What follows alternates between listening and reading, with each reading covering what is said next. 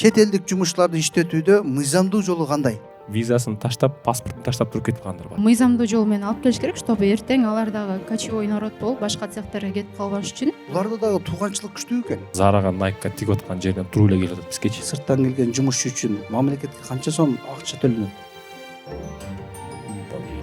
Эмнеге кыргыздарды албай атасыңар? Индустарды алып келип жаман көбөйтүп бердиңер. Буларды келип эле биздин маселени чечип коет депчи. Кыргызды кетирип Бангладешти коюп койсок эле проблема чечилип. Эски тигүүчүлөр көбү ошо Россияга кетип атат. Ошол жерде фабрикаларда иштеп жүрөт. Хронометражды билбейсиң, себестоимосту тигип бүткөндөн кийин эсептейсиң. Анан кийин каяктан сенден иностранцты иштетиш? Кылып өткөн иштин баарын токтотобуз дагы жаңы правила менен иштейбиз тургандар болду.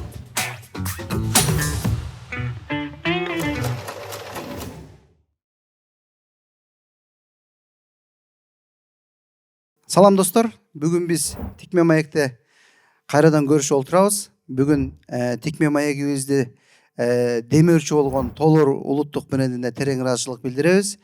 Андан кийин биз келген коноктор менен сиздер менен тааныштырайын. Бизде тажрыйбалуу ишкерлер келип отурат. Жаныман Марат Султанов, Искендер Исмаилов, Айпери Болотова. Ушул тажрыйбалуу ишкерлерди бүгүн сиздер менен чакырып, ушул кишилердин тажрыйбасы менен сиздер менен бөлүшүп, бүгүнкү күндөгү көйгөйлөрдү талкуулагыбыз келип отурат. Албетте мен ойлойм сиздер үчүн аябай пайдалуу болот. Себеби бул кишилер башынан өткөргөн окуялардын бүт бардыгын сиздер менен ачык бөлүшөт. Келиңиздер анда ушул подкастыбыздын башкы суроосун мен баштайын. Бул суроолор бүт бардыгы чет көрүүчүлөрдөн келген суроолор. Бул келген суроолорду жалпы биз суроону беребиз, бирок ошол учурда ар ким өзүнүн пикирин айтса болот, талкуулайбыз, балким талашабыз, балким колдойбуз, ар кандай пикирлерди жаратсак болот. Мен ойлойм, ушул биздин талашуубуздан көрүүчү өзүнүн туура жыйынтыгын алат деген ойдомун. Андыктан биринчи сурообуз, чет элдик жумушчуларды иштетүүдө мыйзамдуу жолу кандай? Мен бул нерсени Искендер сенен баштайын. Себеби сен акыркы учурда эл арасында чет элдик ишкерлерди аябай колдоп, аябай ошолорду мактап келаткандардын бирөөсүсүң. Саламатсыздар, урматтуу коллегалар. Чоң рахмат чакырганыңыздарга.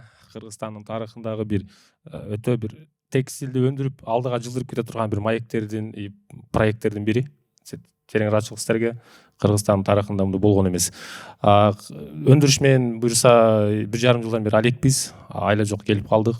30 жылдан бери Кыргызстанда кайталанып келаткан проблеманы биз кылбайлы деп сразу эле иностранецтерге өткөнбүз. То есть биз силерге кетирген катачыкты кетирбеш керек деген принцип болгон. Ишкерликке чейин эле биз маркетплейс тармагынан келгенбиз. Ишкерлик түшүнүк болгондуктан мен кайталагым келген жок биздин цех тармактагы коллегалардын катасын. Азыркы учурда 1,5 жылдан бери булар менен иштеп атабыз. Легалдуу түрү менен мурун компаниялар алып келип жүргөн. Азыркы учурда биз уже өзүбүздүн ОСО ИПларыбызды ачканбыз. Бизде иштеп аткан иностранецтер өздөрүнүн тагасынын, эжесинин баласыны проверенный кадрларды алып келип атышат. Мурункудай жана мошеннический какой-то бир балекет компаниялар уже жоголду.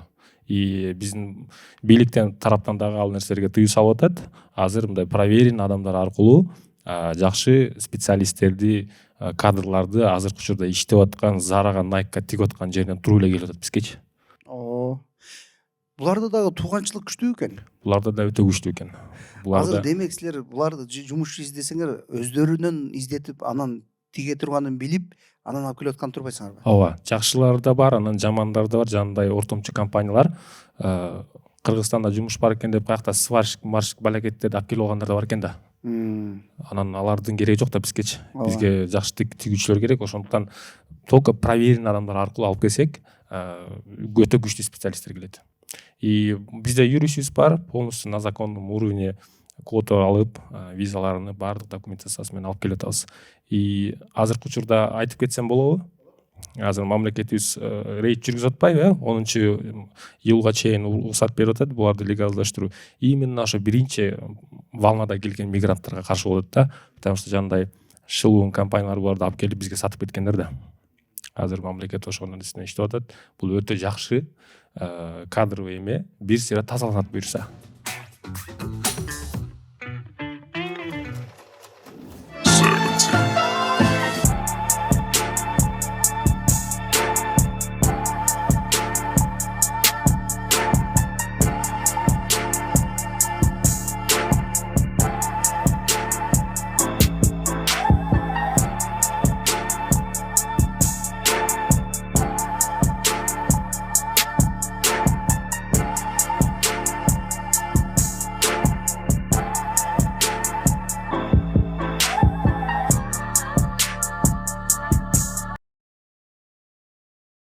бир жумушчу бүгүнкү күнү өз алдынча сыртта жүрүп иштеген жумушчу канча сом айлык алып атат? Баягы өз алдынча тиккен. Бир жумада байлык алган киши. Иностранецтер же биздикилерби? Жок, иностранецтер. Иностранецтер кыргыз эжелер деле алышат. Ошол эле 809 миң долларын тегерегенде алып коюшат. Демек биз Индивидуально буларды тиккенде. Демек биз буларды 400 доллар, 350 доллардан башында келчү эмес беле? Буларды биз бузуп, бүгүн биз 800 миң долларга көтөрүп койгон турбайбызбы? Дал өзү ушундай. Демек бул 800-900 доллар алгандар кетип, ордуна угуп бир жерде отуруп иштей турган 400 долларлык жумушчу келген болсо, биз үчүн жакшы. Конечно. Именно контрактта указать этилген 400-450 аласың депчи. Бирок биздин ишкерлерибиз, текстиль туугандарыбыз буларды туура иштетиштин жолун билбей, жанагы төлөп аткан 450 долларын актата албай, баленин баарын алып тиге берип, выручка деле жок, валовый айлыгын бере албай, анан жана кыргыз методко түштү да, давай тиккениңе эле бербейинби депчи. Анан аларга да жакты. Бир жакта бир тууганды 450ге тигип атса, бизден ар жакта бири отуруп алып 1000 долларга тигип коюп атат азырчы. Аны көргөн бияктагы эле кытышып атат да, мен деле ошону тикпейинби депчи. Бизге баш бербей баштады да. Бул культура дагы өлүп атат. Бул нерсеге биз ишкерлер ушинтип агарып, өгөрүп, көгөрүп аракет кылбаган болсок, биз бирибизге влиять эте албай калабыз. Визасын таштап, паспортун таштап туруп кетип калгандар бар азыр. Эмнеге дегенде, наракта тиги эшмат көбүрөөк төлөйт экен. А паспортту кийин каяктан табат? Аларга керек эмес окшойт паспорт. Кайра келет экен, милицияны ээрчитип келет экен. Менин паспортун тиги бербей атат деп. Мынакей. Бар. Ошондуктан биз келгенде сен ойлонбой бересиң паспортун. Кутулганыңан сүйүнөсүң. Ой, Кудай алыс жүрчү менен дейсиз да. Аябай кызык. Агай, бул жерде проблема неден жаралып атат? Кайра эле биздин ишкерлерден. Кайра эле биздин ишкерлер ошо контрактта указать этилген. Алтыным, саат 9-дан 7-ге чейин иштейбиз, 10 саат. Айлыгың 450 доллар, тамагың менден, жатаканаң менден. Кеттик жумушту кылайлы. Алар ошого келген макул болуп. Бирок биз жака келди дагы кечирип койсор, биздин тупой экенибизди булар түшүндү. Биздин өндүрүшчү адам системаны иштете албайт экенибизди түшүндү. Эми үйрөнүп атпайбыз биз бул иностранецтерден мунучу. Билген адамдардын баары окуп үйрөнөйүн дегенге чыкпай атпайбы жүрөктөн акча. Шубага, Lexusга чыгат акча. Барып бизнести оптимизация кылайлы, үйрөнөлү, сабак алайга 20 миң, 100 миң обученияга төлөгөнгө чыкпайт. Жана мен агайым Алукулага айткандай, жана кааздын жумурткасын туудуруп, каазды өлтүрүп, сөөктөп салды да биздикилерчи. Өзүнүн бизнесине болгон отношение ушундай болуп атат. Ошондуктан кыргыз болобу, Бангладеш болобу, кимиси болбосун иштете албай атабыз. Проблема бизде болду. Маселе көйгөй өзүбүздө. Биз эмне кылдык? Кыскача айтып кетейин. 2-3 ай иштеттик өзбек туугандар мененчи. Өзбек туугандар бизде эле экен да, кыргыз эжелери деле туруп эле кетип калат экен, сумкасын көтөргөн бойдон регистрациямды кылбайт экенсиң, жатаканамды төлөбөйт экенсиң депчи. Анан түшүндүк биз жанагы айткан принцибибиз иштебейт экен. Анан Бангладештер уже келип баштаганда биринчилерден биз как бы публично эле буларды ишке алып, көргөзүп түшүндүрүп баштадык сот тармактарда. Сурады эле мен агайыма консультацияга баргам.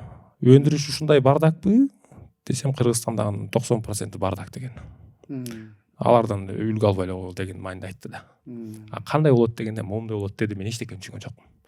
Бирок Бангладештерди алып келип отургуздук. Ошол жерде жакшы руководителдер келген бизгечи, Бангладештенчи. До сих пор иштешет. Ошол кишилер Алукулага айткан сабактарды, темаларды колдонуп, жарым 8 айдын ичинде биз качты 35 адамдай болдук. Полностью система, полностью эмеге түшүп калдык да. Айтайын дегеним, туура методун кылсак болот экен го. Биздин коллегалар кылбай атпайбы? Бангладеш башыга чыгып алдык уже алардынчы. Ооба, туура айтасың. Бул жерде жетекчиге бүт бардык нерсе байланыштуу. Эгер жетекчи эчтекени түшүнбөй, өндүрүштөн түшүнбөсө, анда ошол башкаруу дагы ушул сыяктуу абалга келип чыгат да. Дал өзү. Марат, мен сенден сурагым келет. Чет элдиктерди кандай кылып аяктан туура тандаш керекпиз? Искендерди мисалы үчүн өздөрүнүн ичинен тандатып чакыртыптыр. Силер кандай ыкманы колдонуп атасыңар? Эми ал жердин ишинде мындай, мен өзүм барып Индиянын дагы, Бангладештин дагы жумушчулардын тандоодо өзүмдүн дагы эмем бар. Жолум бар, мен барып көрүп келгем. Кандай түрдө тандалат, кандай булар жумуш издешет. Буларда агентстволор бар экен, кадимкидей эле. Официалдуу мамлекет тараптан лицензиясы бар агентстволор. Алар ошол өздөрүнүн жарандарын сыртка чыгууга жардам берүүгө, алардын документацияларын текшерип, алардын тажрыйбаларын текшере турган, өздөрүнүн бир методикалары бар, өздөрүнүн бир видео аркылуу, онлайн аркылуу же болбосо жеке жолуккан болсоң жеке алып келип көргөзүп берүү аркылуу ушундай бир эмелери бар. Кандай десек болот, бул маалымат таратуу дейилчи, маалымат таратуусу бар. Бизде тандоо ушундай. Бизде тандоо ушундай. Агентстволор бар. Алар өздөрүнүн мамлекетинде лицензированный компания, мамлекеттин колдоосу бар аларга, мамлекеттик түрдө алардын уруксаты бар. Ошол компаниялар аркылуу биз булардын тандоосун жүргүзөбүз. Ал эми документине келе турган болсок, документин ал Кыргызстандан жасалат. Ал баардыгы Кыргызстандан жасалат. Эми биздин Клуброс компаниясы үчүн биз өзүбүздүн жарандарды дагы көп жылдан бери официалдуу трудоустройство кылып жүргөн үчүн биз болгону бул жерде виза алып атабыз. Калган процесс өзүбүздүн жарандарга кандай калган болсок, бул пин алуу, бул соцфонд төлөө, бул налог төлөө, бул стандарт. Бул Кыргызстан ичиндеги стандарт. Ошол стандарттар буларга да жүрөт. Болгону буларга дополнительно эми ошо виза эле алыныш керек. Биздин компания үчүн биз кыйынчылык болгон жок. Жалпы эсептен алганда бир сырттан келген жумушчу үчүн мамлекетке канча сом айлык акча төлөнөт? Азыр жаңы эме кирген, 2025 жылдын январь айынан баштап жаңы положение, единое разрешение деп аталыптыр бул нерсе. Биз азыр ушул единое разрешение аркылуу алып келип атабыз. Ал жердеги мамлекетке төлөнгөн официалдуу ставкалар, мен так эстей албай атам, бир 62 миң сомбу, 60 миң сомдун тегерегиндеги төлөмдөр. Бир кишиге. Бул бир кишиге тиешелүү. Демек, Бир кишени сен официалдуу өзүңдүн компанияңа жалданма жумушчу катары алып келиш үчүн төлөнө турган разрешение на работу, бул виза, бул ушул расходдор 60 миң сомдон тегерегинде. ар бир кишиге. Демек мамлекетке дагы эле чоң салым бар экен бул жерде. Мамлекетке сөзсүз түрдө жакшы салым бар. Сырттан келген кишилерди биз жаман көрбөй койсок деле болот экен. Себеби анын келиши Кыргызстанга жөн келбептир. 60 миң сомдон чоң акчаны төлөп коюп анан кийин кириптир да. Бул демек жакшы көрүнүш. Себеби буну эмнеге айтып атам? Биз сүйлөшүүлөрүбүздөн улам сырттан келген жумушчуларды алгандыгыбыз үчүн ишкерлерди көпчүлүк пикирлер кыйнап жүрөт да. Себеби сырттан келген кишилер ушундай бизге биздин экономикабызга салым кошуп атат деп түшүнбөй, бизге ашыкча жүк болуп атат, биз аларды көргүбүз келбейт, же болбосо бир мындай терс көз караштарыбыз бар да. Анан ошондон улам ойлош керек экен, бул сырттан келген бир Бангладеш же индус болгон болсо, ал мамлекетке салыгын төлөп атат, ай сайын дагы төлөйт, ошол эле учурда Кыргызстандын экспортуна чоң жардам берет деген пикирде болушубуз керек да. Качествобуз, срогубуз, объемубуз өсүп атпайбы? Ооба. Биз менен иштешейин деген клиенттер көбөйүп атпайбы кайра? Оң болупсуңар кыргыздар. Кече 2 жыл баштагы же 3 жыл баштагы учурда пандемиянын кийинки иш башталган учурда орус кардарлар аябай көп каптап кирди биздичи. Себеби Кытай жабык болду, Турция жабык болгон учурда бизге кирди. Бизге киргенде биз ошолордун талабын толук аткарып бере албагандыгыбыз үчүн алардын аябай бизге болгон пикирлери өзгөргөн. Эми ошолгон өзгөрүлгөн пикирлерди бүгүн ошол инострандык ишкерлер бизге бир топ оңдоп түздөп берип аткан турбайбы? Ошол агып келген орустардын арасында мен да келгем силер катары. Мен Люблино, Садовод, Дордойдун клиентимин негизи. Бардыгы качествосы менен, обещаниясы менен бизди канааттандырган жок да. Анан сектор менен иштедик, сектор тоже самый. Айла жок, өзүбүз ачканбыз. Жакшы. То есть ошол сиз айткан репутацияны тургузуштун жолунан жүрөбүз азыр. Дагы деле оңол элекпиз. Репутациябыз өтө ылдыйга кеткен. Алдыда дагы бул темага кайра киришибиз мүмкүн. Айпери, кандай дейсиң сен? Чет элдик жумушчуларды документин бүтүрүүдө силерде кыйынчылык болбодубу? Биз 2 жылдан бери ошо чет элдик тигүүчүлөр менен иштеп келебиз. 70-80 шуя менен.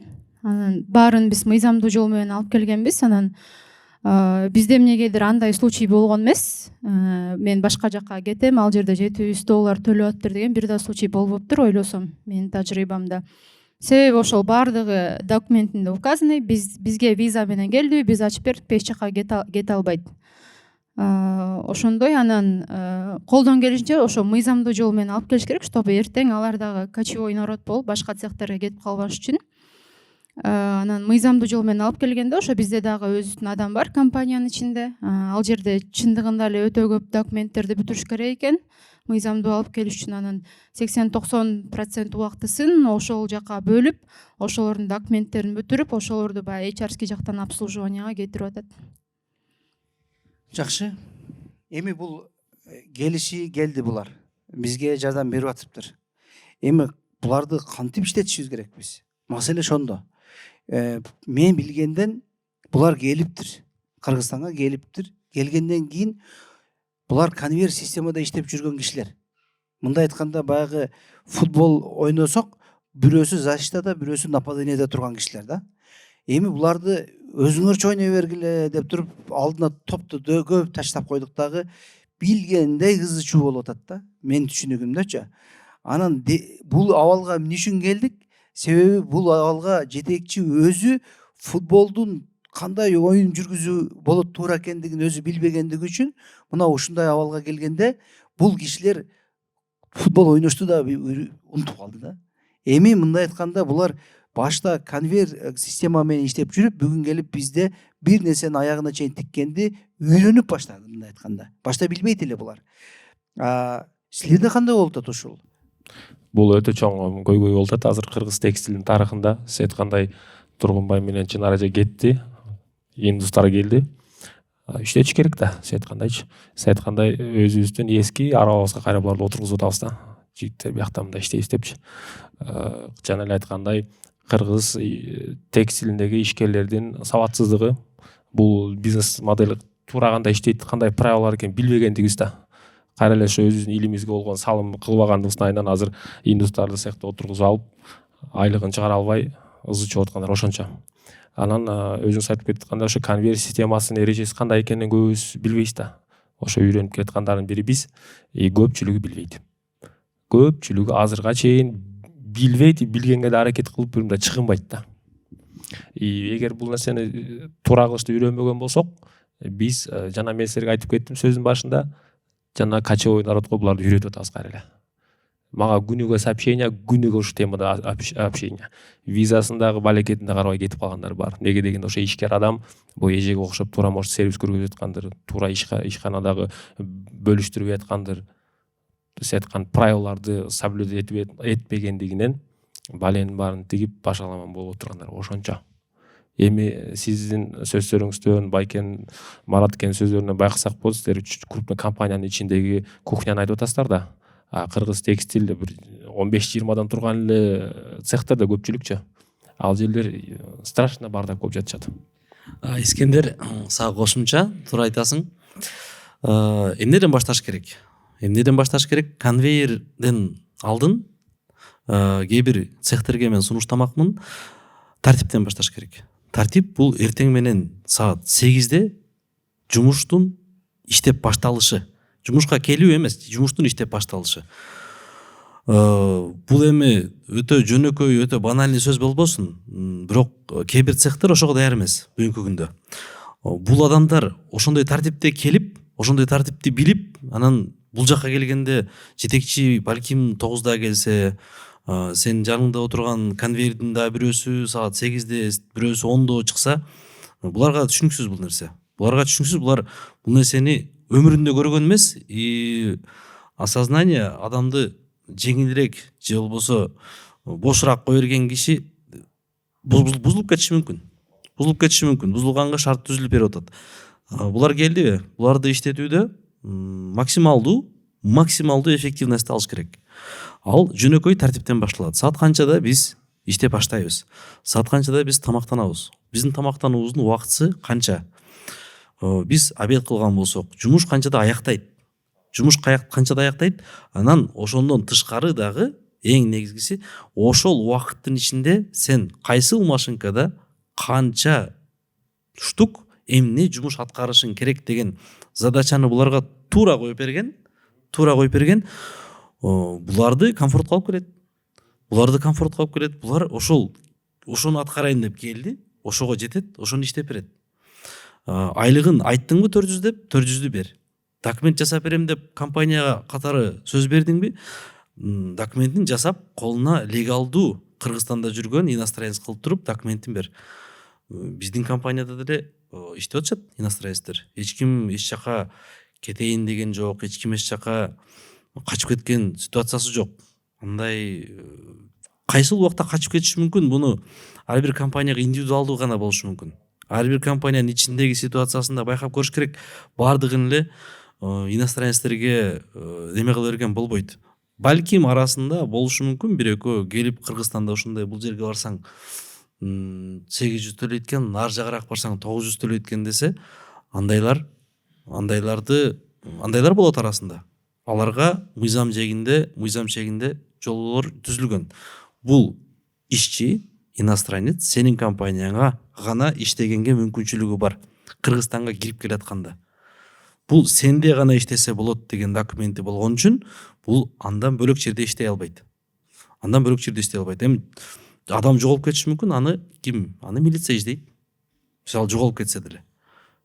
Качып кетти дейбизби, же эмне дейбиз билбейм. Кошуп кетсем болобу, Мында көрүп эле угуп эле келаткан нерсе, кыргыз келип деле цехтин алдында Бангладештер жүктөп кетип атпайбы, визасын карабай элечи.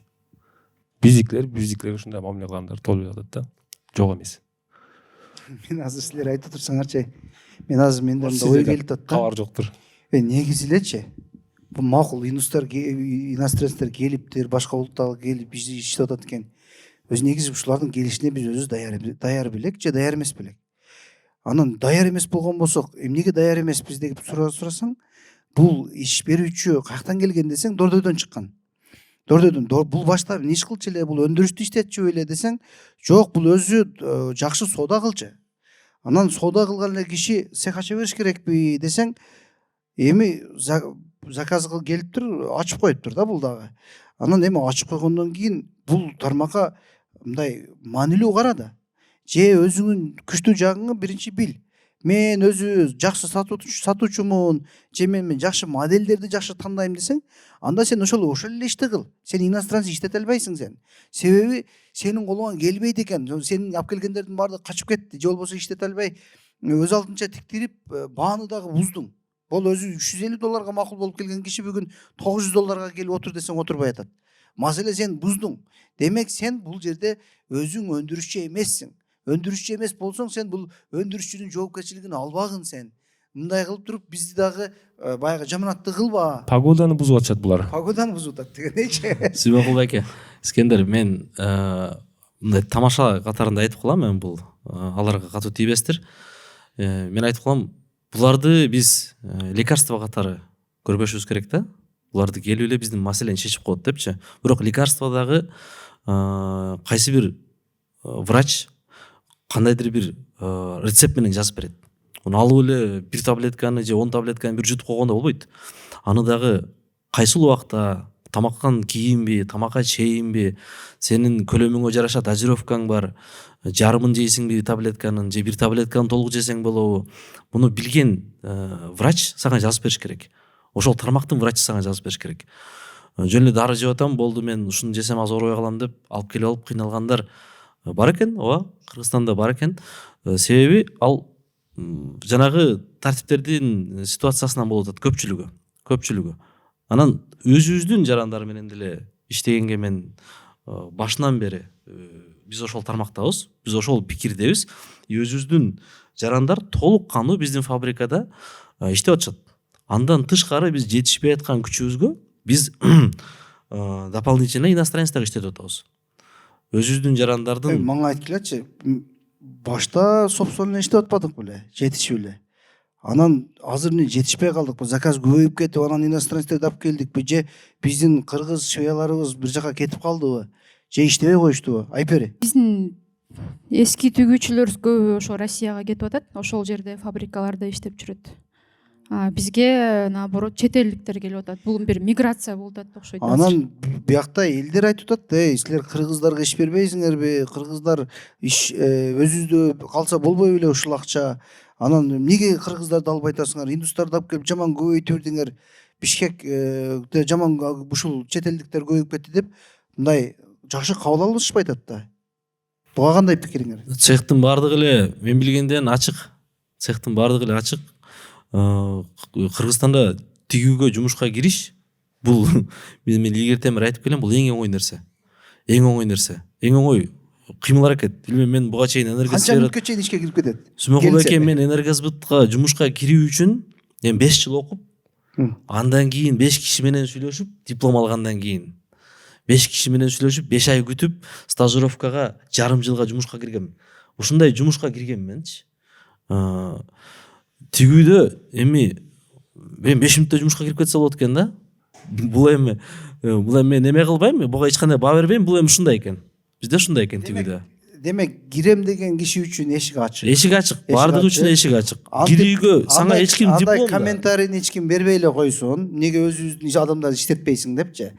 Келем деген болсо эшик ачык. Баардыгыбыздын ишканабызда. Эшик ачык, вакансия 24/7 ачык. 24/7 ачык. Болгону ал киши убактысында келип туура беримдүүлүгүн берип иштеш керек. Компаниянын правиласы менен иштеш керек. Ооба. Убактысы, системасы, айлык эмелери туура келсе, пожалуйста, туура келбесе эшик кайра эле ачык. Марат, Искендер, бир көйгөй бизде ушул нерсе бар да. Көрүүчүлөргө дагы айтайын. Эң оңой ишке орношуш бул Швея. Бирок эң оңой кеткен дагы Швея. Анан эң көп текучка дагы Швеяда. Эмнеге? Эмнеге бизге кириш оңой болуш керек, кетип калыш оңой болуш керек? Маселе жетекчиде. Демек, ишке алышта оңой кабыл алып аткан киши кетиргенде да оңой кетирет экен. Мына ошентип отуруп компанияда туруктуу ишкер, бир туруктуу багыт дегенди көрбөй атабыз да. Компанияга келгенде жок дегенде жет атаңыздын сурабасаң дагы каяктан келгенин сурап, кандай көйгөйлөрү бар, кандай максаттары бар, кыялдары бар, эмнеге жетишкиси келет, же болбосо дагы бир сени менен бир узак жолго чыксак деп мындай бир тестирлөө иштерин жүргүзүп, адам менен бир адамча мамиле кылып, анда сени менен биз узак бир пландарды түзөйлү кел деп, бул ишенимди берип, анан кийин ишке кирип баштаса, бул адам дагы кетип атканда, кое тур, мына суроолорго жооп бере элекмин эле. Дагы кичине иштеп берейин, мен кетип атам, эстеп коюң, мен кетем деп атам деп, ушундай бир мамиле түзүлмөк да. Жок, талпасы менен келди, отур дедиң, анан кийин кетебиз деди, кете бер дедиң, жыйынтыгы мына ошентип отуруп компания дагы өнүкпөй атат, айтылган заказдар убагында аткарылбай атат, көп кыйынчылыктарга туушар болгондон улам бүгүн унчукпай иштеген иностранецтер бар экен, десең иштей берчү. Ошолорду алып келип иштетем деп атабыз, бирок ошону дагы эсебин түшүнбөй, алардын тилин билбей, жыйынтыгында аларды да иштете албай атабыз. Демек, биз баштап көйгөй өзүбүздө, биз өзүбүз маселени чече албайбыз, өзүбүз өндүрүшчү эмеспиз. Өндүрүшчү эмес экендигибизди бул иностранецтер келип туруп бетибизге коюп берди. Мына сен өндүрүшчү эмессиң сен депчи. Сен болгону удачный дордойдо контейнериң бар болчу, ошолой эле болуп кеткен элең. Калган нерселер мына Мадина базардын бар болгону, дордойдун бар болгонунан гана сен иштеп аткансың. Атак сенде өндүрүшчү дегенде, сен жок дегенде биринчи хронометражды билбейсиң, себестоимостьту тигип бүткөндөн кийин эсептейсиң. Анан кийин каяктан сенден иностранецти иштетиш? Мына ушундай көйгөйлөр бар. Эң өкүнүчтүү нерсени айтайынбы? Мага келген суроолорду айтат да, силер могу модельди кантип эсептеп атасыңар? Канча сом депчи? Ар бир компаниянын өзүнүн политикасы болуш керек. Арендасы бар, сотрудник, административный расход, анан кийин 30-20% өзүңүн прибылиң кошуп айтасың да. Ушундай ошончо жылдан бери иштеп келатып, ушундай баа эсептешти билбеген адамдар бар экен да. Анан кайсыл жактан ушу бумагага анкета толтуруштун темасын айтат, кайсыл жактан анан сотрудниктерди тандап алыш, HR деген түшүнүк. Проблеманын баардыгы ошо бизден эле, мына сиз айтып аткан ишкерлердин. Эң өкүнүчтүүсү, мен ойлогом, мен башка тармактан да иш кылган адамдар бар, аларда деле ушул кебет экен. Ишкерлердин ал жакта дагы проблемасы ушул. Кайра эле кадр проблема, кайра эле ошол тема. То есть бизде ишкерлик бир культура, ишкерлик кандай болуш керек деген тема, мне кажется, эми келатат. Негизинен биз биринчи поколениябыз да. Бизнесмендердин биринчи поколениясы бизбиз. Бизде атабыз же чоң атабыз ушундай бир ишкер болуп бир жол көрсөткөндө, андай биз туура түшүнмөкпүз. Биринчи поколение үчүн макул, эми кечиримдүүлүгү аябай көп, билбейбиз, эми үйрөнүп келатабыз. Бирок жок дегенде бүгүн азыркы жаңы поколение чыгып келатат. Ушул жаңы поколение ушул сыяктуу биздин каталарды кылбаса, жаңыдан үйрөнсө, жок мен кандай кылып оокат кылган болсом сен да ушундай оокат кыл деп аларга таңуулаган дагы туура эмес. Бүгүнкү ишкерлердин балдары бүгүн чоңоюп колдон иш алып калды. Бирок аларга дагы эле эски көйгөйдү, эски өзүңүн түшүнгөн методуңду үйрөтпө. Аларды жөнөт, барып сыртта иштеп келсин. Там Кытайда иштесин, Турцияда иштесин, Өзбекстанда иштеп келсин. 6 ай, 1 жылдан иштеп келип, тажрыйбаны жыйнап, анан кийин бул ишти баштаган болсо, бул киши экинчи поколение аябай жакшы деңгээлге алып чыгат деген ойдомун. Ошол жерге кошуп кетели. Бизде бир Берди деген бала бар. Ал Турцияда переводчик болуп фабрикада иштеген экен да. Мени көрүп атса эле керек. Биз жаңы конвейерди баштап атканда 6 Бангладеште отурганда ошол эме кылган да, технолог болуп иштеген. Ал нерселерди айтканда мен түшүнгөн эмесмин. Анан ал ден соолугуна байланыштуу биз менен иштеше албай калды. Азыр дейт, бир дагы мен цехка кирип иштей албайм мен дейт. Конвейерди кандай объем, сааттык өндүрүм, секундтук хроматаж баарын түшүнөт экен да. Мен цехка кирип иштей албайм дейт. Дети көкмей дейт, мен түшүнбөйт дейт. Аялы закупта экен дейт, апасы старший дейт. Не болуп атат дейт, кайсы цехке барбасаң ушундай адамдар экен дейт. Кийинген эле бир Луи Виттон болуп эле Lexus болбосо дейт, түшүнбөйт экен булар бул нерсе кылышты дейт. Эркекче дейт, мен иштей албай атам, иш жерге кирип дейт. Азыр мен эле ошол тоже подписчик бизге окшоп ынтылып, Бангладештерди алып бир 20 адамды отургузуп, экөө партнер болуп иштеп атат. Экөө бир возрастта, 2-3 жаш. Көрүңүздөрбү? Сөз жок да, просто сөз жок. Иштебейсиңби, сенин стажың сонун экен десем, иштей албайм мен дейт. Билесиңерби, бул көйгөй Кыргызстанда 99%. 100. 100 110 десеңиз мен капа болбойм. Ооба, бул көйгөй ушундай. Себеби биз аябай тууганчыл келебиз, биз аябай таанышчыл келебиз, биз ишенчек болобуз. Ишенчегибиздигин канчалык түшүндүрөйүн. Эгерде бир киши сакал коюп, намаз окуп, ушундай бир туура жүргөн болсо, аны бир складка коюп кое беребиз да, же болбосо бир ишеничтүү кассага коюп кое беребиз. Анын жөндөмү барбы, жокпу, ага карабайбыз. Ал эмне десең намаз окуйт дейт. Намаз окуган ол башка нерсе. Бирок биякта ишти билбесе кандай кыласың, Анан ушинтип бүт жерге өзүбүздүн туугандарды коюп алып, жыйынтыгында сапаты жок товарды тигип, анан ишти жакшы жүргүзө албай, биз жөнүндө жаман пикирде калып калган учурлар көп да. Ошон үчүн иш менен бул тууганчылыкты, таанышчылыкты аралаштырбаш керекпиз. Бул бүгүнкү биздин көйгөй, эртели кеч буга келишет. Туура эмес кылган экендигими түшүндүм дейт. Азыр мени угуп, мен жаман көрүшү да мүмкүн. Тууганы барлар көп да, бизде 99 дебедикпи. Бирок эртеңки күнү келип туруп айтышат, ошондо туура айткан экенсиң. Себеби биз ошол компания өспөй калгандын себеби дагы ошол туугандар. Туугандар бар болгондугу үчүн, ошол ишеничтүү болгондугу үчүн гана биз ушинтип жүрөбүз. Буга эмнеге келебиз? Себеби башкарганды билбегендигибиз үчүн айла жок, баягы Кудайдан корккон адамдарга гана ишенебиз да. Ошол баягы же болбосо өзүң бир тууганыңа гана ишенесиң. Себеби башка келсе, сенен акылдуу келген болсо, аны башкара албайсың да. Ал кыйын сага. Сени алдап коюшу мүмкүн. Алданып калбаш үчүн ошондой максат, ошондой ыкмаларды колдонобуз. Бул ыкмалар тууралуу дүйнө жүзүндө канча деген адамдар китептерди жазып, лекциялар тартып койду да. Биздикилер ошону алып окуп, кичине мындай эме кылайын дебейбиз да. Тилекке каршычы. Биз кыргызды кетирип Бангладеште коюп койсок эле проблема чечилип, объем тиксем эле деп эле ойлоп отурабыз да. Эми кандай кылабыз? Эми мындан кийин кылып өткөн иштин баарын токтотобуз, дагы жаңы правила менен иштейбиз туугандар, болду. Китеп окуйбуз. Ишкер адам үчүн эң важный нерсе бул адамдар менен сүйлөшүү экен. Анан адамды башкаруу да. Эки ресурсту биз туура колдонсок, баарды болот. Коммуникация. Өзү ийгиликтүү адамдардын бир өзгөчөлүк сыпаты уюштура билген адамдар да. Уюштурганды жакшы билген адамдар ийгиликке сөзсүз жетет.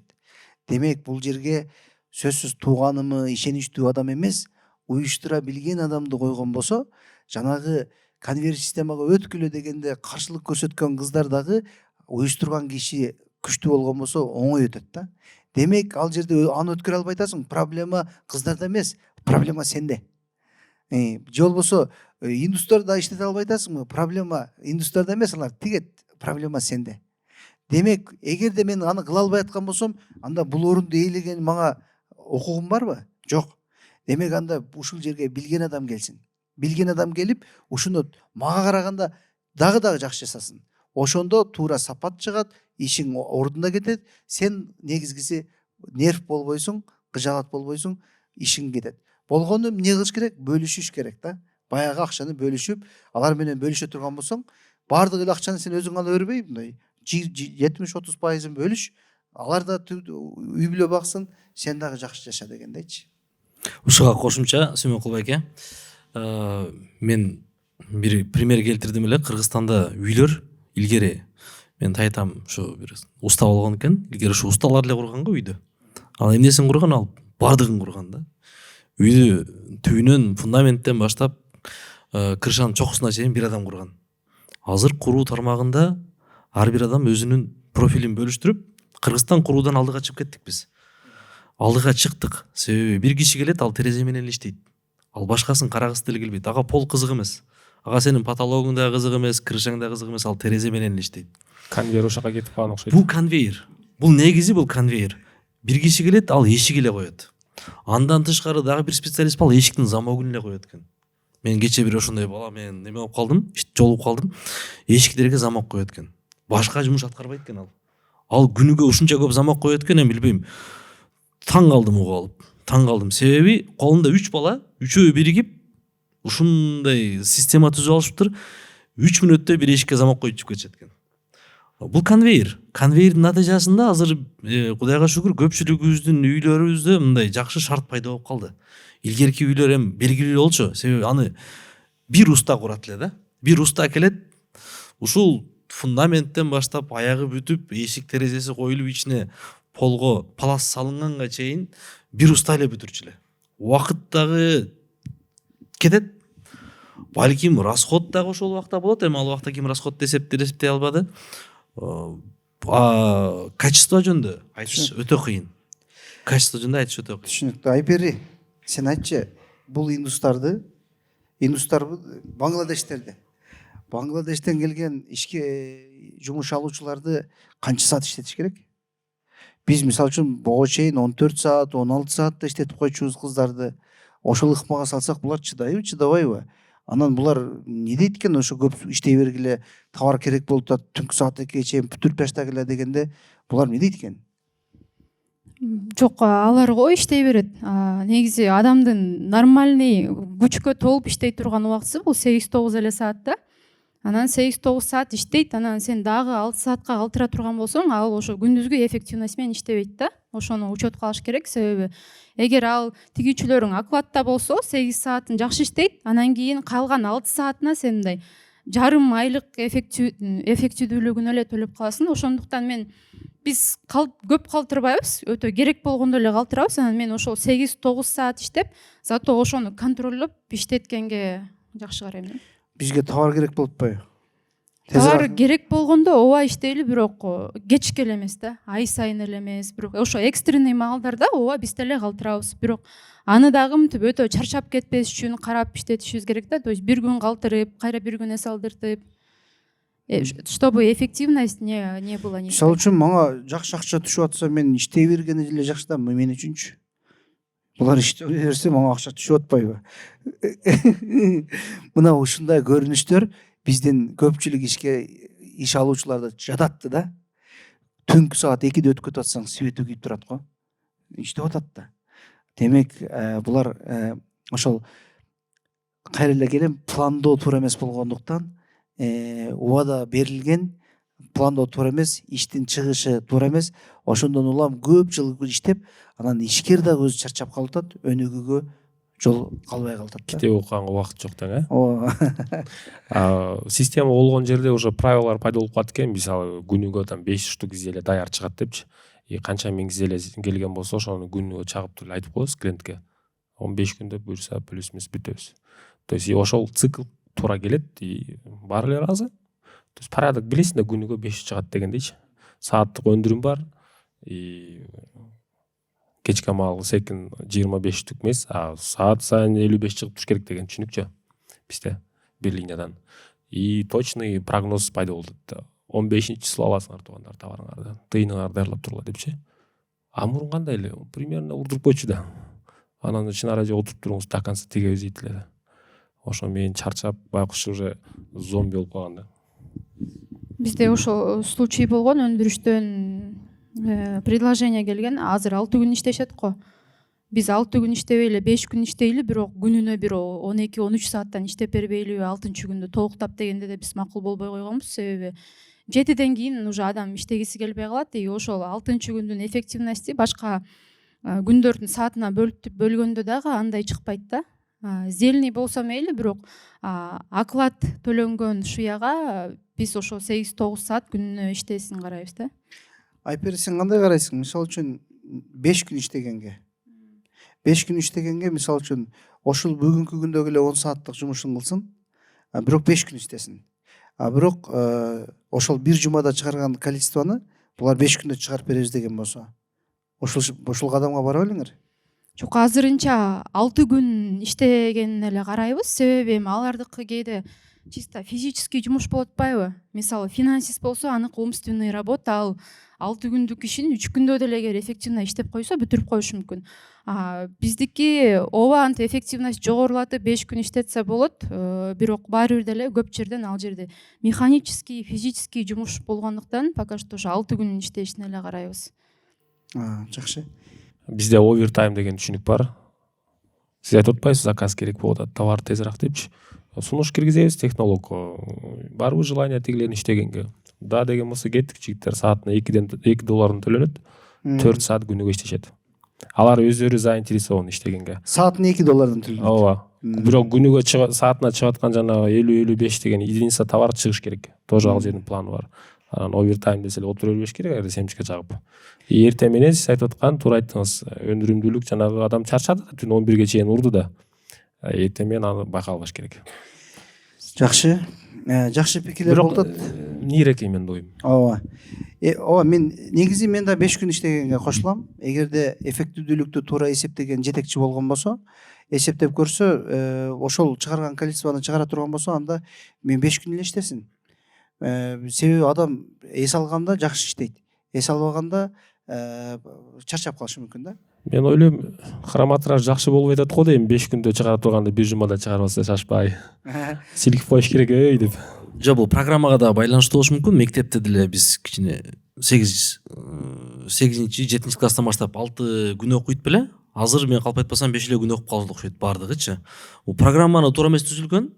Эски программа калып кете берген, анан мындай эме боюнча эле кете берген да. Күндөр өтүп атат, программа өзгөрүү жок, жашоо кетип атат дегендей элечи. Азыр образование менин оюмча Кыргызстанда только күчөп атат, только мурункудан жакшыраак болуп баратат. Бирок 5 күн окуп калды. Не только мектептер, даже университеттер ошого өтүп атышат 5 күндүккөчү. Кошуп кетсем болбой. Артты карай турган болсок, проблема толтура экен. Ушунча жылдан бери текстиль кандай иштеп келди, ким кандай кылды, ким шуба кийди, ким портер гүл алды, обсуждать этсек түгөйт экен да бул темачы.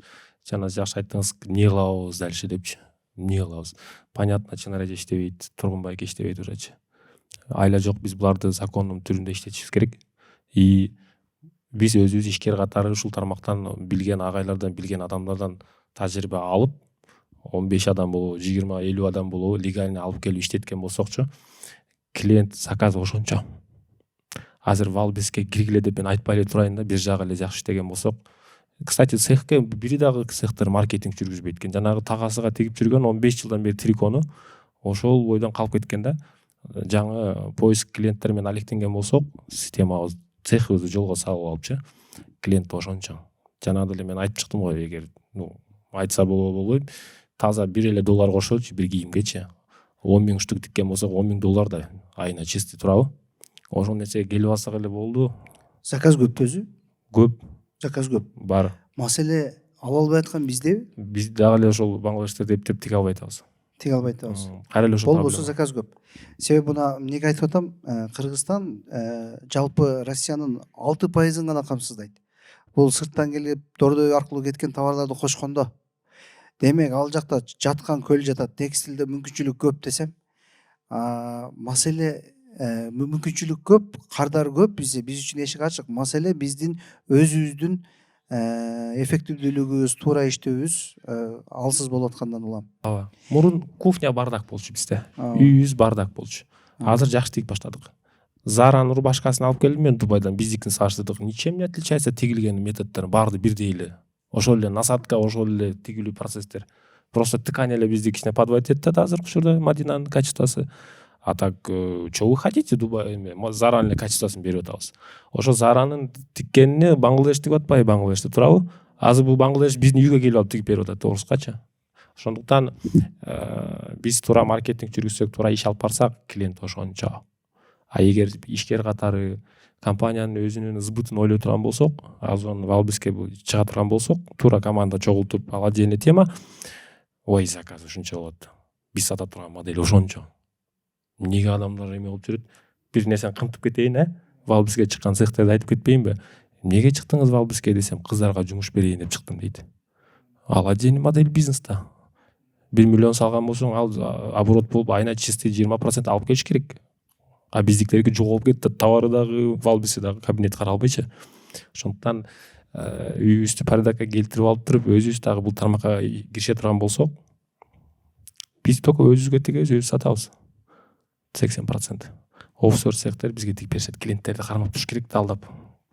То есть, возможность ошончо. Самое главное жакшы тиксек. Дагы бир жерде бул белгилеп кете турган нерсе бар да. Мисалы үчүн, сырттан келген жумушчуларды жакшы көз карашта карашпай атат бизде бүгүнкү күнү. Элибиз жакшы көз карашта карабай атат. Анан мен кээде түшүнбөй калам. Биз туристтик өлкөбүз деп айтабыз да. Биз туризм менен өнүгөбүз деп мамлекет башчыларыбыздан баштап ушинтип айтабыз. А бирок ошол эле келген турист болсо, бул жөн келген жок, бул бир чу деп эле келгенде 60 000 сомдон ашык төлөмдү төлөп коюп келип атат. Бирок буга турист катары эмес, буга бир жийиркеничтүү көз караш менен караган учурлар дагы бар да. Эң бир караңгычылыгыбызды дагы бир далилдеп алдык да. Кечирип койгула, мен ачык эле айтайын мындай. Адырдан түшкөнүбүздү байкатып алдык дагычы. Кече өзүңүз билесиз, иштеп деле жүрөсүздөр саякатта Дубайды куруп аткан деле, Дубайды обслуживать аткан баары эле мигранттар турбайбы? Дүйнөнүн баары ошол жерге барып бизнес кылганга, ошол жерге барып эс алганга мечтайт да. А биз болсо булар келип канча 15 000 эле квота ачылды буларгачы. Ошо 15 000 адамды алып келип, биякта жарымыбыз иштете албай отурабыз. Наракта эл жаман көрүп атат биздичи. Бул эми жана сиз туура айттыңыз, биринчи поколенияыбыз ишкерлер депчи. Бул дагы биринчи бир волна болуп атат, буларды жаман көрүү, бир жек көрүүчү. Бул өзү 15 000 адам бир көп деле адам эмес. Конечно. Негизинде.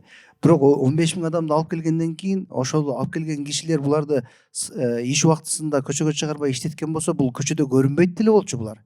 Ошолордун башкара албагандыгынан улам булар көчөгө жайнап чыгып кеткенде бизге булар көп көрүнүп атат да. Анан эми бирок 15 000 киши, бир киши бир күндө 6 000 сомго чейин товарды тигеткен да, бир күндө. Демек, бул 15 000ди көбөйтүп турсак, биз чоң суммадагы экспортту кылып атабыз да. Ушул булар бизге биздин экспорт кылганыбызга чоң жардам берип атат да. Ошол экспортубуз жакшы болгон болсо, бул мамлекетке ушунча акча келип атат да. Булар мындай айтканда пул таап берип атат да бизге. Кечирип коюңуз, мен ачыгын айтайын. Турумайга караганда бул Кыргызстанга жакшыраак салым кошуп атат индус. Соцфондун төлөп атат. Бул официально иштейт булар, баардык официально иштейт. Официально. Беркилер төлөбөй качып, аркандай жүрчү. Атын унутуп калабыз дешет го жерлер, ким келип кетип атканынчы. Биз сырттан келген ички ишчилерди иштетип атабыз. Булардын кандай бизге пайдалуу жактары бар? Булардын пайдасы биз үчүн аябай баалуу болуп атат. Неге дегенде булар тажрыйбалуу специалисттер келип иштеп атышпайбы? Жана эле мен айтып кеттим, бизде образец тиккен адам чоң фабрикада 20 жыл иштептир. Ал жерде Nike, Spike, Columbia дүйнөлүк брендтерге коллекцияларды тиккен адамдар экен да. То есть биздин Кыргызстанга ушундай тажрыйбалуу күчтүү специалисттер келип атат. Ошону биз туура иштетсек, Кыргызстандагы качество бул дүйнөлүк стандарттан эчтене калышпайбыз. Уже калышпайбыз.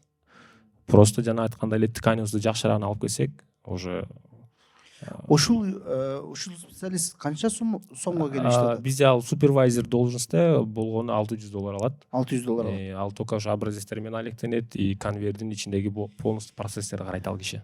Демек, бизде башта Кыргызстанга келип, Түркиядан келип ушундай технологдор келчи. алардын оозунан а дегенде 3000 сом $3000 чыкчу да.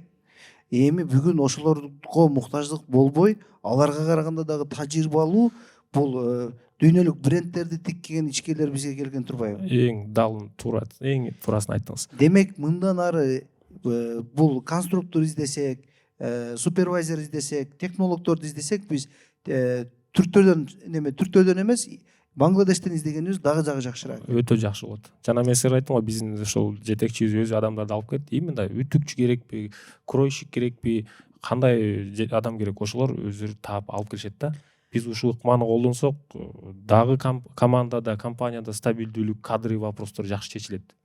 Дагы бир аябай кызык абалда силер ошол Бангладештен келген ишкерлерге силер конвейер системаны силер үйрөттүңөрбү же силердин ыкмаңар менен иштеп атабы же алар өздөрүнүн ыкмасы менен иштеп атабы?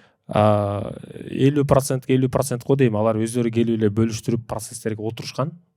Биз өзүбүз тараптан дагы илим алып, агайыбыз менен чогуу иштеп, дорабатывать этип атабыз. Сааттык өндүрүш деген аларда жок экен, андай түшүнүк. Ошол нерсени киргиздик. Бир саатта канча болгону барып жазып коет. То есть өзүбүз тараптан дагы булар менен чогуу овур жубур болуп, тажрыйба алып эме кылып атабыз. Но булардын опыту бизге аябай пайдасы тийип атышат. Марат, силерде кандай болуп атат бул? Бул жерде туура эле бул 50-50, себеби конвейердин ар кандай түрлөрү бар. Биз өзүбүз билген, биздин заказчикке, биздин өзүбүздүн компанияга тиешелүү конвейер, анан алардын кайсыл компанияда, кайсыл жерде иштегенине байланыштуу бир аз эле буларга өзгөрүү берип атабыз. Жалпы эсептен булар келет, ишти 80-90% түшүнүп турат. Биздин компаниянын ичиндеги регламенттерге тиешелүү нерсени өзгөртөбүз, биз калган нерсени өзгөртүү кирбейт. Түшүнүктүү. Бул жерден да мен көрөрмандарга да айткым келет да, эгерде силер конвейер системаны иштеткенде туура өзүңөр билбеген болсоңор, алардын ичинен өздөрүнө түздүргөн дагы туурараак. Себеби биз түзгөн конвейер системада иштеп, анан ошол эле учурда өздөрүнө түздүргөндө бизге караганда өздөрүнүкү эффективдүүрөөк экен да. Ошондон улам айткым келет, эгерде силер билбеген болсоңор, анда ошол 15 киши, 20 кишини бир алып келип туруп, өздөрүнө түздүргөн дагы пайдалуураак экен. Анан ошолордон үйрөнсөк, баягы индийский конвейер системаны үйрөнгөн болобуз. Балким булардыкы да жакшы бизге караганда. Биздин жетекчибиз өзү эле бөлүштүрүп койгон урачы. Мынакей, ооба. Контролдоп атабыз. Ооба. Демек, Бангладештен киши алып келет дегенде эле келе берсин деп койбостон, ичинде өзүнүн башкаруучу супервайзери же болбосо башкаруучу жетекчиси менен алып келсеңер, ишкерлер кыйналбашы мүмкүн экен, Эң туура айттыңыз. Ушул нерсе адамдарды заказ кылабыз, же алабыз деп аткан адамдарга айтайын, кесиптештерге. Обязательно ушул эмне модель тигесиңер, примерно канча операторлор керек, канча үтүкчү керек, канча кройщик керек, хелпер деген түшүнүк бар. Бизде Кыргызстанда ал түшүнүк жок экен. Жардамчылар, алар жана заготовочный, тазалоо, ушундай иштерди алектенишет. Алар канча керек, андай списогун берип алып келсек болот да. Комплект келген жакшы. Уже олтуруп ишти өздөрү эле башташат. Анан дагы бир айта кетчү нерсе, эми ушунчалык чечим чыгарып атат адамдар, өздөрү барып ошол кишилерди уюштуруп, ошол жерде өзү тиктирип алып келсе болобу, Марат? Бангладешке барып дейсизби? Ооба. Жумушчубу? Ишкерби? Мага мисалы үчүн 30 жумушчу керек. Мен квота алдым мамлекеттен. Ушул 30 жумушчуну мен өзүм барып көзүм менен көрүп, тандап ошол жерден супервайзер ошол технологун кошуп туруп, көз алдында тиктирип көрсөтүп туруп, комплект кылып алып келсем. Ал жерде ушундай шарт бар. Шарттар бар. Агентствонун ичинде кадимкидей эле мини цех турат. Мини цехтин ичинде сен кайсыл жумушчу сага керек болгон болсо, ошол станокко тургузуп, практически да иштетсең болот. Анан ага чейинки историясын дагы бир сыра карап чыгасың, документальный историясын, кайсы компанияда иштеген, иштебеген, эмне жумуш аткарган, канча жылдык стажы бар, анын баардыгы көрүнүп турат. Эң негизгиси, көрмөйүнчө ишенбейм дегендерге прям алдыңда, көз алдыңда туруп иштеп берет. Анан дагы бир азыркы учурдагы өндүрүштүн ичиндеги проблемалардын бири бул заказ келип атпайбы, 500 штук, 1000 штук, разный заказдар келет да. Ошондо могу конвейер деле чыдабай калат экен да бул темагачы. Конвейерин деле поезд келип кетет. Бангладештер деле уже жүдөп кеткендер бар. Бизге биздин иштегендердин тааныштары башка цехтерден келип иштейли, силер рубашка тигет экенсиңер кечке дейт да. Биз дагы бир модель тип көнгөнбүз. Тиги цехта дейт, каша дейт, разный модель, разный болуп атып дейт. Жүдөп, уруш, сөгүш, объем чыкпайт, айлыгың актабайт, задержка дейт, ушундай бир бардак ситуация болуп атат да азыркы учурдачы. Ошондуктан мен өндүрүүчүлөргө айтайын, маркетингди туура жүргүзүп, бир багытка аракет кылыш керек. Бир багыттуулук болсо, ошол азыркы айтып келип аткан конвейердеги Искендер, ар бир товардын конвейери ар бөлөк. Биз Nissan'дын компаниясына кирип калдык, заводуна. Ал жерде Nissan Skyline деген машина бар. Бунун конвейери бөлөк экен. Nissan March-тыкы бөлөк экен, Nissan Patrol'дуку бөлөк экен. Бул жака киргизип туруп эле Patrol чыгарып аткан линияга Nissan March чыгарып эле турган конвейер болбойт. Ал универсальный конвейер не существует. Конвейер бир, туура айттым, конвейер бир багытта, бир спецификацияда гана болот. Бир спецификацияда болот. бир түрдүү кийим мисалы. Алмаштырасыңбы, анда конвейерди перестановка кыл. Алмаштырасыңбы, конвейерди перестановка кыл. Чечим только ошол. Сен тикпе дебейм, бирок конвейерди перестановка кыл, жаңы товарга кир. Ооба. Но ошол перестановка болуп аткан учурда 1-2 күн кетет экен да. 1-2 күн өндүрүмдүүлүк. Ошол күндөрү жетекчи иштейт. Ошол күндөрү жетекчи иштеш керек, нагрузка жетекчиге. Жумушчулардан биз чыгарып алыш мүмкүнбүз кыйынчылыкты. Давайте билбейм эптеп кыла бергиле дегендейчи. Жок, ал күндөрү ошол задача, ошол нагрузка жетекчинин жумушу. Ал нагрузка болоорун 10 күн мурун билип, заготовка кылыш керек. 10 күн мурун билип, конвейердин чертежин чийип дайындап коюш керек болчу. А сен башталган күнү конвейерди түзүп баштаганың, это чистый жетекчинин ошибкасы. Ооба. Тилекке каршы Бангладештерди алып келип отургузуп алып, жанагы чынар эже технолог болуп алган. Конвейер түшүнбөйт алчы.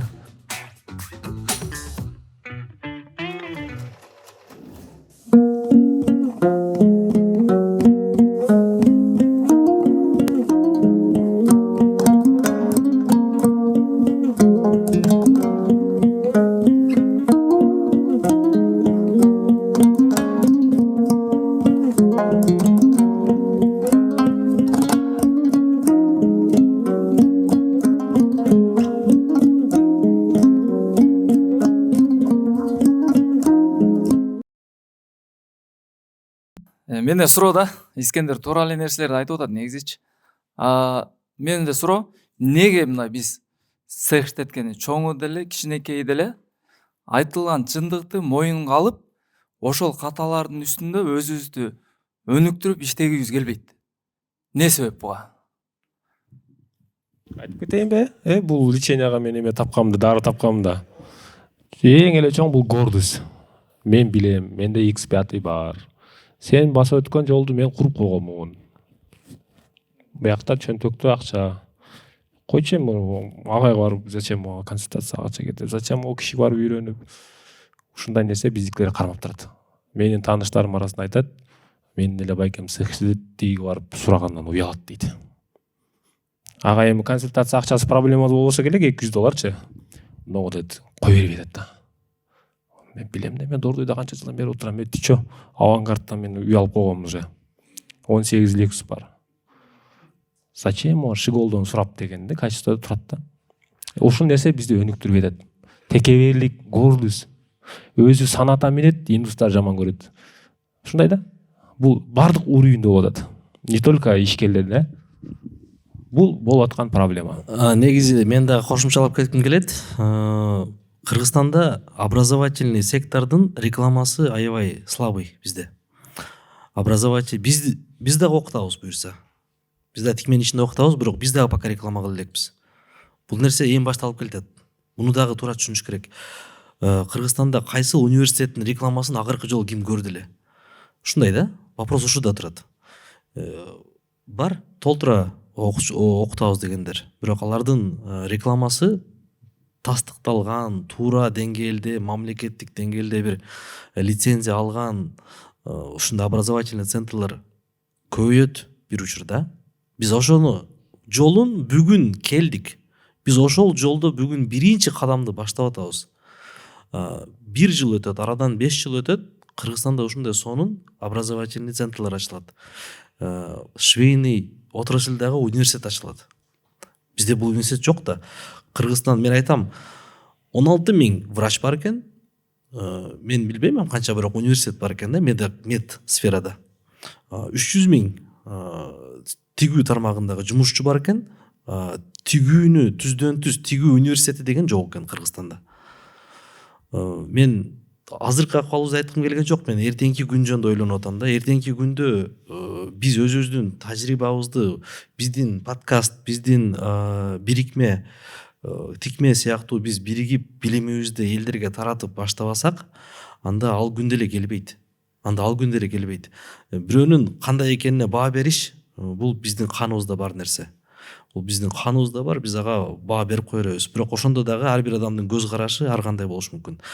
Билимге умтулуу же билимдин башталышы бул сөзсүз түрдө китептен башталат да. Сөз менен эле баштай албайбыз биз. Биз азыр китеп жазбасак дагы тикменин ичинде бир кандай чоң бир проекттер жасап атабыз. Ушул проекттерге бул дагы келечектеги бир китеп. Ошол китеп келечекте университет кылат бизди. 10 жыл мурун андай подкаст деле болгон эмес, 10 жыл мурун андай бир консультант деле болгон эмес. Алар эч кимден окуган деле эмес. Ошол мен жообум ушу, мен пикирим ушундай. Мен лично айтып кетейин, бас ойлоп атабыз постоянно. Мен Алук агайдын зданиясында өзүм подписчиктерим менен бөлүшүп келгиле, көргөзүп берейин деп биз обучениеди уюштурабыз дедич. Болгону 20 000 сом. Агай экөөбүз 3 күн айрылып сүйлөйбүз. Доскадан баштап трубашка тигилип бүткөнгө чейин барып көргөзүп беребиз да линиянычы. Могу группага өткүлө дедик. Ошол жерде талкуулайбыз дагы. Калоочулар 15 адам болот, келиңиздер десек, 580 адам группага өттү дагы. Ичиден 8 эле билет алды да. Эмне болду десем, 20 000 кымбат экен дейт, обученияга дейт. Конверди үйрөнүш боюнча 20 000 кымбат экен. Анын бизнеси канча жылдан бери, канча айдан бери убытокто келатат. Ошону келип бияктан системага салып, биз практика жүзүндө Бангладештер тизип алып отуруп көргөзүп берип атат. Ошого чыгынбай койду да. Ушундай адамдар азыркы мезгилде иш алып барып атышат. Ошондуктан качество чыкпай атат бизде. Бир нерсени белгилеп кетким келип атат да. 2000 пандемия болгондон баштап 2 жыл, 2,5 жыл укмуш сонун иштедик. Баардык швейниктер. Баардыгы сонун иштеп, астатык калбай, аябай жакшы ийгиликке жетишти. Андан кийинкиден баштап, Кытай ачылгандан баштап азайгандан азайып, бүгүнкү күнү 2 жылдан ашып болуп калды. Тапкан баштагы акчаларыбызды жеп бүтүп акырында бүтүп атабыз. Бул мындан ары дагы азаябыз. Себеби ким? Себеби өзүн өзү өнүктүрбөсө, ошол конвейер системага өтпөсө, сапатты чыгарбаса, жагы сатуунун жаңы модельдерин ойлонуп таппаса, бул ишкер барган сайын жоголот. Баягы жумуш жогоруда айткандай Дордойдон ыңгайлуу жерден контейнер алып алгандыгы үчүн гана кетип аткан. Мындан кийин ал контейнер иштебей калды. Эми баш иштебесе, бул ишкер барган сайын жок болуп, ишкана жабылып калат. Бул айдан ачык көрүнүп турган нерсе. Меня зовут Наргиза. Я на самом деле недавно в швейном деле дегендей. В январе месяце только начала работать. Пару недель назад я переехала в большее помещение. Ваше помещение, которое были, я его взяла. Да, на Советской. И какие сейчас у меня проблемы? У меня сейчас, ну вот так скажем прямо, да, 15 человек швей местных, и половину сейчас набираю. Набираю сейчас узбеков. Наши местные работают, каждый индивидуально шьет. Узбеки приходят группами, шьют, ну как это, конвейерно, да, работают. И для того, чтобы я сейчас иду к тому, я на них много не надеюсь, конечно, я все равно думаю, что я перейду к Бангладеш или да, к иностранным швеям, но пока у меня нет возможности финансовых их полностью привести и полностью их посадить. Поэтому как я сейчас могу вот эту конвейерную систему выстроить, где я могу конкретно прийти, у кого научиться сейчас? Я вот не знаю, я настолько этот вопрос сейчас хочу изучить, но я не знаю, кому пойти, что сделать, где обучиться, у кого совета попросить. Вот конкретно мне сейчас нужны какие-то действия, что я должна делать с завтрашнего дня. Кааласаңар Искендерге келгиле, кааласаңар Тикмеге келгиле. Биз жакында жаңы помещениясында офис бүтөт. Кондерди койсок эле чакырабыз баарыңыздарды. Бул жерде Калоочуларды. Бул жерде мындай ооба туура 2-3 түрдүү билим берген мекемелер бар. Ошолорго кайрылсаңар болот. Туура башталыш, ошону иш жүрүп атат деп эле көпчүлүк иштей берип, анан кийин конвейер системага өтө албай калган эң ката. Сиз башынан ушул нерсени туура ойлонуп атасыз. Билип алсаңыз, миллиондогон акчаны экономдойсуз алдыда. Билип алсаңыз. Ал билип алыш деле бир көп деле кыйын эмес. Сиз каалооңуз болгон болсо тез эле үйрөнөсүз. И хронометраждарды бүт немеге койсоңуз болот. Тикменин да ушул проектиси бар. Хронометраж боюнча конвейер система боюнча, элдерди башкаруу боюнча, валберсте сатуу боюнча, ички процесстерди туура эсептөө боюнча тикменин дагы ушул максатта ачылган окуу немеси программасын алдыңкы убактарда буюрса жарыялайбыз. Бул жерде ар бир киши өзүнүн тармагында эң жакшы мыкты билген кишилер келип ушул жерде лекция окуп туура үйрөткөнгө буюрса жол ачабыз. Карындашыбызга жооп берип коеюн мен дагы. Негизи бир эле мугалим тандап алып кете турган нерсе эмес бул. Мисалы бир мекемеге барып окусаң дагы ал жерде 10 мугалим бар да. Ар бир сабакты ар бир жылы башка мугалим берет. Анан бирөөнү эле тандап алып ошону менен эле профессионал болуп кетем дегенден мен бир аз алыс элем. Андай түздөн түз совет бергенден мен да андай совет бере албайм. Бизге да келип окуңуздар. Бизден бөлөк дагы окутабыз дегендер бар болсо, окутабыз дегендердин көпчүлүгү буну бардыгы туура түшүнүш керек. Бул биринчиден акча табуудан тышкары ошол нерсеге даяр кишилер. Өзүнүн билген нерсесин бөлүшөм деген кишинин пикири бир аз башкачараак. Ал экинчи ситуациясында ал акча да табыш керек. Бардыгыбыз акча табышыбыз керек. Ал платный болот ошон үчүн.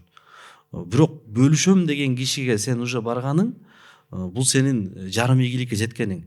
Андай кишилерден Кыргызстанда дагы көбүрөөк болгон болсо, негизинен жакшы болот бизде келечегибиз. Арада мына азыр окуу боюнча аябай көп проекттер бар. Мен ушул күнү туруп айтат элем, 2 жылдан кийин акыбал такыр бөлөк болот. Кадимкидей эле бир чоң мекеме ачылат, ошол жерде биз кирип кааласак конвейерде окуйбуз, кааласак биз ал жерде кирип менеджментте окуйбуз, кааласак вайлберсте окуйбуз. Бирок бир тараптуу эле бир эле мугалим тандабагыла, бир нече жакка окугула. Биз дагы ошондой кылышыбыз керек. Өзүбүзгө дагы айтып атам да менчи. Биз дагы ошондой кылышыбыз керек. Биз билген нерсебиз менен жашабашыбыз керек. Биз дагы башкалардан барып үйрөнөлү. Биздин местный швеяларды мисалы деген, я их, например, говорю, давайте на конвейерную перейдем депчи, они все боятся. Хотела бы спросить, если, допустим, даже наших местных швей посадить на конвейерный, да, вот эту систему, они столько же будут зарабатывать в конце концов или меньше зарабатывают? Почему они не соглашаются? Алар көп табат. Конце көп табышат. Ооба. Дальше бүгүн тигип атканына караганда, мисалы үчүн айтыңыз, биз ушул футболканы тигип атабыз. Футболканы 1 айдан бери тиктик, сен 30 000 сом айлык алдың, сен 60 000 сом алдың. Эми давай конвейерге өтөйлү, тигейли. Эгерде албай калсаң сен, мен кошуп берейин сага. 5 000 сом жетпей калса мен кошуп берем. Бирок мен айткандай, мен сурагандай силер иштеп бергиле, ушуну мен дагы рискке барып көрөйүн. Итога сен ушул акчаны аласың. Кыжалат болбо. Бирок мен айткандай өтөйлү деп туруп ошого өтүш керек. И ошонун ичинде улам кызыгып, кайсыл жерде баягындай иш көбөйүп кетет да кээ бир жердечи. Ошол жерде кайсыл эсептен туура эмес жүргүзүп алганыңы изилдеп барып тынбай иштей турган болсоң, сен сөзсүз утасың. Бул нерседе 20-30% чейин айлык даже көп чыгышат. Количествону көп чыгарышат. В моменте ар кандай болушу мүмкүн, бирок натыйжасында, результатында тоже мен да ошентип эсептейм, утат. Кыргызстанда мен пример менен келтиргениме кечирим сурайм. Мурун машина оңдогондордун бардыгы эле бир адам болчу эле да. Бир адамга барасың, каалаган машинаңы ар кайсысын оңдоп бересиң. Бирок ошол кишилердин эч бир мындай бир жеңил бир жашоосун көрбөдүм да. Өзүм атам дагы ошолордун арасында негизи ошол убакта аябай эле кыйынчылык болгон. Ал эртеден кечке эле ошо уктабай эле, турбай эле машина оңдоп аткан киши азыр эми мен СТОго барганда көрөм, жакшы машина менен жүргөн ишчилер бар. Ошол жерде иштейт, бир неме кылат. Бир жөн эле бир детальды эле бир өзүнө бир конвейердеги жумуштап алган. Жөн эле бир кондиционер коет да. Сен Lexus менен келсең, ал Prado менен турат да. Ушундай сыяктуу да. То есть бөлүнгөн үчүн ошол нерсенин профессионалы болуп, ал акча табуунун дагы башка жолдорун издеп баштай берет. Себеби убактысы конвейерде белгилүү. Сен келесиң, белгилүү убакта иштейсиң, калган убакта барып эс аласың. Эс алганда ойлоносуң, дагы башка нерселер келет. Ошон үчүн айтып атам да, натыйжасында, результатында бул утат депчи. Акча жактан дагы и башка жактан дагы. Сөзсүз эле акчадан утуп бериш керек эмес. Адам өзүнүн дагы жашоосуна бир пайда келтире турган жеңилирээк жашоодо өтүш керек. Ону боюнча сурайын дедим эле. Ошо чет элден адамдарды алып келип иштетишти. Мындай так маалымат болсо да бизгечи азыр квота алыш процессинде мисал кандай силер мындай жол көрсөтө аласыңар да бизгечи именно вот квота алганы мына адиске баргыла мынага баргыла дегендейчи, чтобы биз азыр чыгып кайра сырттан силерге суроо бербей бул жерден эле башка элге дагы пайдасы болот да бизди көрүп аткандарга. туура бул дагы өтө актуальный суроолордун бири. Жакшы мындай документация именно мигранттардын эмесин түшүнгөн юристтер болуш керек экен, или өзүңүз чуркап алсаңыз деле болот экен. Жок, мындай бизде тааныш издөө деген нерсе көп да кыргыздардачы. Өзүбүздө ушундайбыз да, мен деле ушундаймын негизинен. Негизи интернеттен окуп көрсөк, виза ала турган консульский отдел, консульский департамент, башка эч кайсы мекеме жок. Алардын эшиги ачык экен. Биз ушу саат эртең менен 9-дан баштап 12-ге чейин барып, жарандарды кабыл ала турган убакыты бар. Ошол жерге барсак, ошондон жакшы жоопту эч ким бере албайт. Ошолор берген жооптон жакшы жоопту эч ким бере албайт. Ошол единственный жооп ошол. Мен айта турган болсом дагы же башка бирөө айта турган болсо, эгерде туура айтса ошолордун жообун айтат. Ал Толокмолдо, Токтогулдун кесилишинде консульский департамент ошол жерге барабыз. Кантип биз квотага тапшырышыбыз керек, кантип биз виза алышыбыз керек, юридический жагын кирип сурабайсың, жазылып турат. Туура айтайын, кирсең жазылып турат. 2 кагаз распечатка турат, ошол печати менен бул юридический жолу ушул. Биз башта оруткан жокпуз, документация түшүнбөгөндүктөн юрист алдык. Юрист полностью биздин компаниянын документациясын жүргүзөт. Өздөрү канча адам керек, эмне кылат, ошо менен алек да. Бухгалтер экөө туура бардыгын эме кылып толтурушат да. Мен лично ал нерсени түшүнбөйт экенмин, кантип туура кылыш керек экенин. Чоң рахмат. Бүгүнкү келген конокторго терең ыраазычылык. Урматтуу көрөрмандар, биз бүгүн Тикме маегибизде болдук. Бизге демөөрчүлүк кылган Тоолор улуттук брендине терең ыраазычылык билдиребиз. Дагы сиздер менен кийинки көрүшкөнгө чейин сиздер лайк басып, биздин Тикме маекти башка бирөөлөр менен бөлүшүп туруңуздар.